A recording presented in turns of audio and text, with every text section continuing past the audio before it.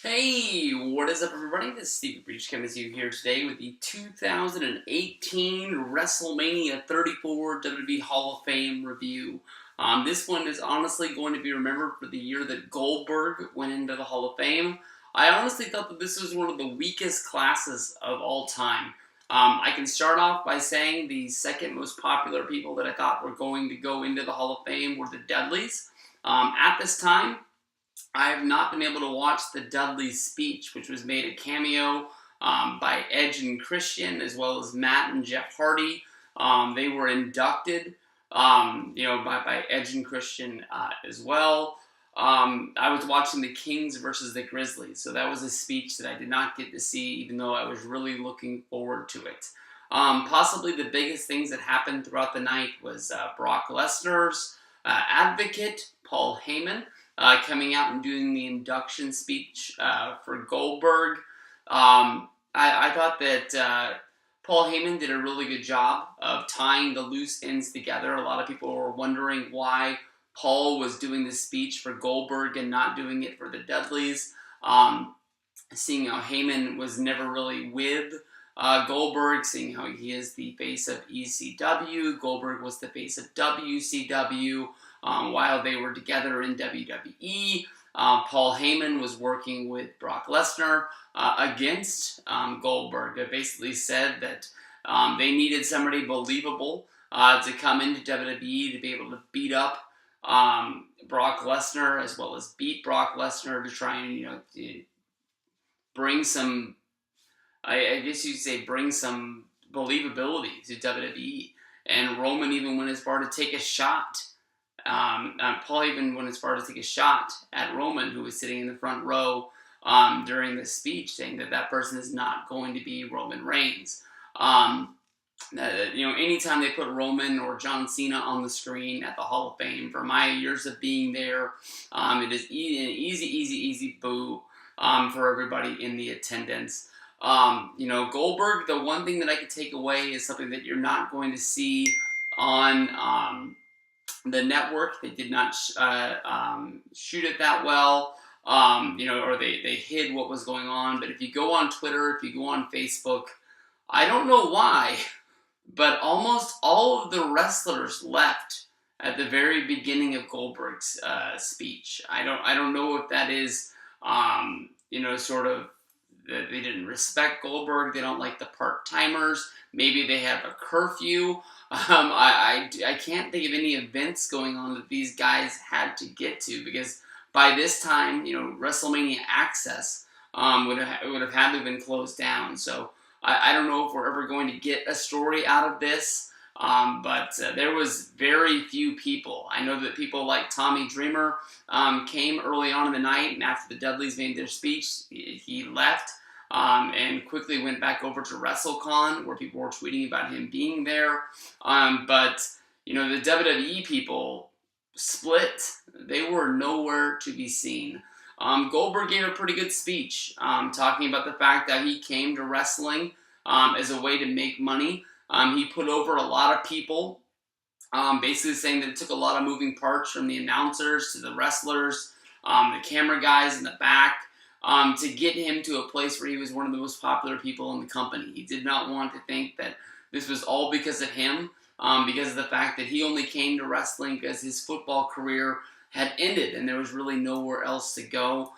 He talked more about his good friend Diamond Dallas Page more than anybody else, talking about the match that they had at Halloween Havoc, being one of the guys that got him into the world of professional wrestling, to go train at the power plant, to get signed by WCW, and for all of that to get going.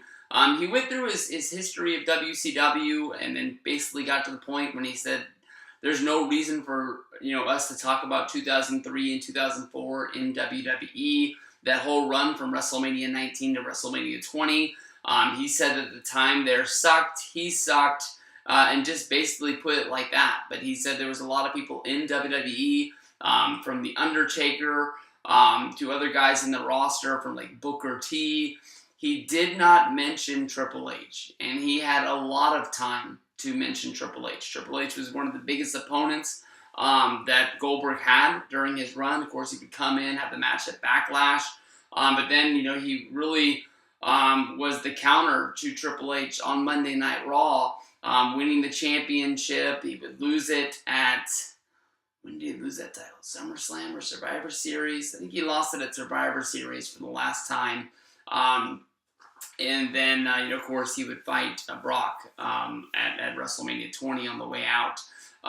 He talks about the fact that he came back to wrestling because of the video game commercial, and that led him into coming in. He put over his wife and his kids, basically saying that was a very hard time for him in his life because of how much work he had to put in to being a WWE superstar, whether that was him training or working out, him having to be on the road for Monday Night Raw and not be able to be around. He says he loves being able to be Superman, but he didn't like the part of him having to be away. So Goldberg's going off into the Hall of Fame. I'm sure that we'll see him involved in WWE wrestling, doing something somewhere down the road. I'm not sure that he'll ever wrestle another match again, but I would not be surprised if WWE pulls him out of the mothballs for a Raw anniversary show or just some sort of WCW throwback, or just finds a way to find something for him to do because of how much he likes being in wrestling for his family, to see him how he made a star. From there, Mark Henry had a very entertaining speech. It was very good. A very humble man.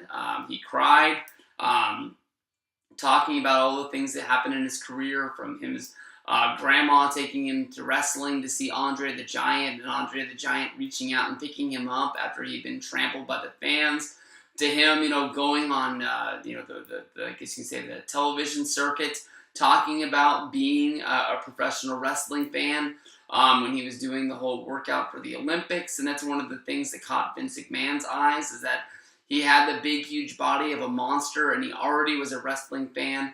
He ended up being the first person to be ever, put through WWE, I guess you can say developmental, where they trained a wrestler from scratch.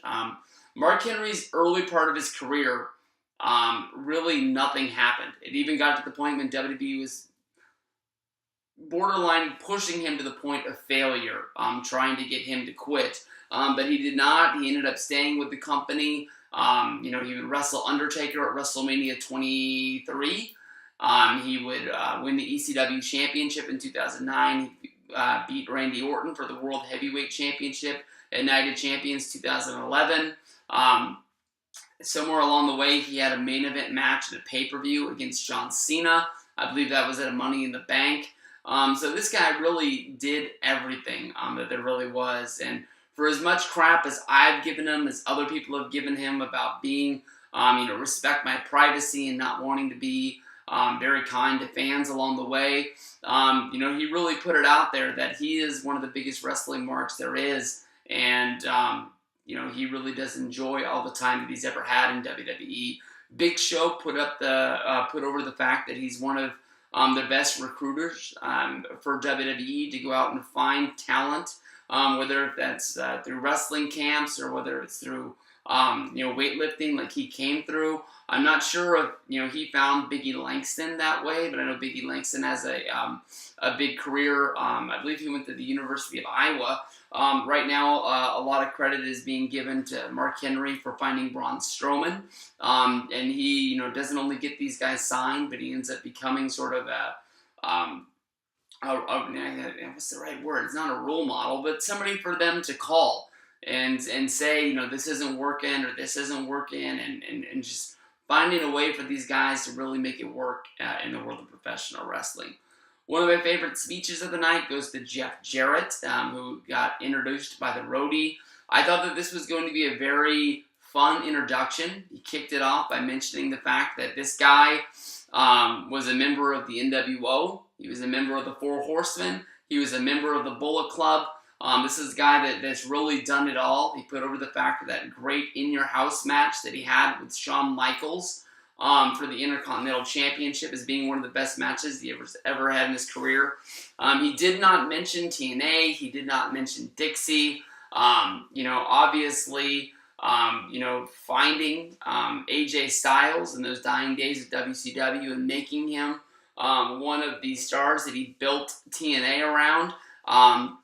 Is obviously honestly always going to be one of his best things that he ever did in his career as a promoter. Even though most people remember the fact that Jeff Jarrett almost created TNA to put himself over more than anything else. It's good to have him back. I know that he's doing a lot of things with the WWE Network, filming A Table for Three, as well as I think he's filming an episode of that photo booth, or the Life in Pictures. I've seen a few of those shows, and I honestly really do like them. I think it's a really good one. Hillbilly Jim's speech honestly went on and on and on. I was entertained by the little kid who came out and made the Warrior Award speech, but I still don't understand why Miss Dana Warrior gets to come out each and every year. And I know the speech is made. The award is called the Warrior Award, but to me, honestly, she should just sort of be coming out and introducing the person that she's going to be giving the trophy to, inducting, I guess you can say. But instead, we're left with this 15 to 20 minute speech every year of her crying about what her family is going through. Look, there's a lot of wrestlers out there that have passed away, and their spouses don't all get to come up on the stage and talk about what their life is like. Having to take their kids to school and getting over everything that's there. The Warrior Award, in my mind, isn't even really created the way that the Ultimate Warrior wanted it to be created. I understand that it's cool that they give this award out to somebody who's fighting for a cause, to defeat cancer or, save little kids and things like that. And it shines a light on some organizations that we might not know about as wrestling fans, caught up in our little bubble. But, Ultimate Warrior's speech at the Hall of Fame, he wanted the Warrior Award to go to the backstage people of WWE that never get the light of day or the recognition that they deserve. The Warrior Award was created to give the guys in the back, and that's the way that it always was sort of put out there. Ivory came out there. She gave a speech empowering the whole women's revolution. That was pretty good stuff, and I can't really think of anything else that I'm missing. It was cool that Lord Alfred Hayes got finally put into the WWE Hall of Fame.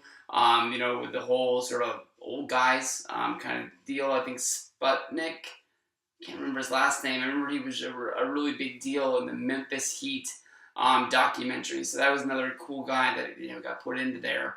But I don't know where you go from here. Obviously, there's guys like Undertaker, Vince McMahon, The Rock, Triple H that can go into the Hall of Fame soon. But I know that when you see guys like Mark Henry, The Godfather, get put into the Hall of Fame almost each and every year, and it's sort of one of those, even Hillbilly Jim's, what the heck are they doing? So if those guys can go in, almost anybody. I always sort of like to make sure that all the WWF champions are put in there. So, hopefully Psycho Sid gets to see the light of day. Owen Hart got mentioned by almost every single person that made a speech out there. So we'll see. When these guys get named to the Hall of Fame each and every year, to me, I think it's pretty cool. I like guessing about who they're going to be. So maybe if I have a chance, I'll make a top 5 people that I want to see put in the Hall of Fame video. But more than likely, I'll probably end up putting that off to the point where guys are already put out there and the names are already out there. But we'll see what's going down. Thanks to everybody. Of course, you got NXT coming up tomorrow night. And then the big one, the Big Daddy of all, WrestleMania on Sunday. Peace out, everybody.